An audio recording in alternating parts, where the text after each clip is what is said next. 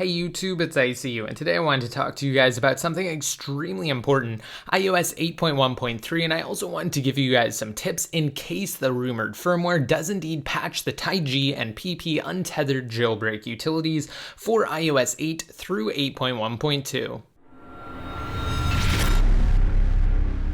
Alright, and getting started immediately, let's go over this. Remember, we are talking about the rumored 8.1.3 firmware, and I will have links to everything discussed in this video down below in the more info, so just be sure to check it out there, and let's switch over here to this other article to get straight into it. So while recent rumors surrounding the release of iOS 8.1.3, again, a firmware that's widely expected to patch the PP and TaiG 8.1.2 jailbreak utilities had started to slow down since their inception in mid-December, when a popular site, Mac Rumors, reported seeing hits from iOS devices running 8.1.3, today said rumors have been reignited. So while there's no doubt that the jailbreak for 8.1.2 will inevitably be patched, seeing as iOS 8.2, the next major iOS release is on the horizon and expected for release in, quote, early 2015 alongside the Apple Watch. Such a patch may come sooner in the form of iOS 8.1.3.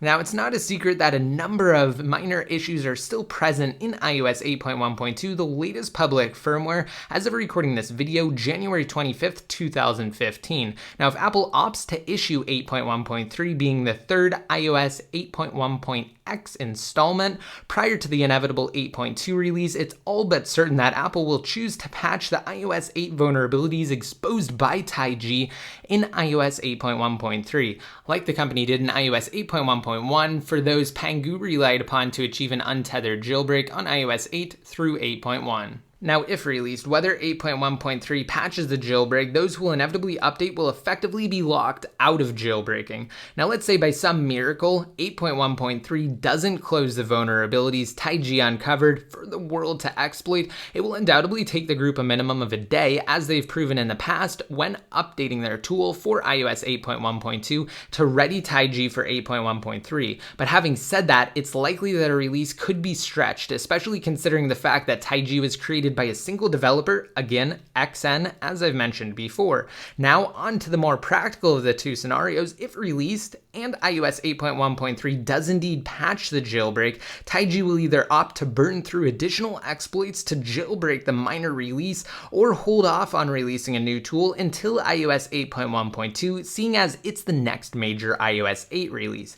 Either way, the important part to take away from this is that if you update, you'll undoubtedly be locked out of jailbreaking for what could very well turn into a painful wait. Now, at this point, you may be wondering whether or not you can prevent such an outcome, and the simple answer to that is yes. Pay attention. So thankfully, Apple blocks OTA or over-the-air updates through the settings app for jailbroken devices, so you needn't worry about performing an on-device update. However, the following points will help you when ensuring the longevity of your iOS 8.1.2 jailbreak. So for one, definitely be alert when connecting to iTunes and don't blindly click on the prompts, as they could very well result in the accidental updating of your device. Now, this is the number one reason jailbreakers mistakenly forfeit their jailbreak. Now, also, if you run into an issue and your device enters a boot loop or it won't exit safe mode, don't restore, as you'll lose your jailbreak if 8.1.3 is released. There is a simple solution, which I'm going to go over now. So all you have to do is turn your device off by holding down the power and the home buttons together. And once you do that and you start to see the Apple logo, immediately hold the volume up button on your device until it fully reboots. From there, your device will re-enter safe mode, and it's crucial that you don't release the volume button during this process until the reboot finishes. From there, launch Cydia and uninstall all packages before either respringing or rebooting, whichever Cydia prompts you to do. And then finally, confirm that your device is functional and then reinstall tweaks one at a time until you've found the culprit, and avoid that tweak in the future. I also really recommend using Crash Reporter, which can help you pinpoint tweaks that are being difficult in the future. I did cover it in a video that I will have linked to on the screen now.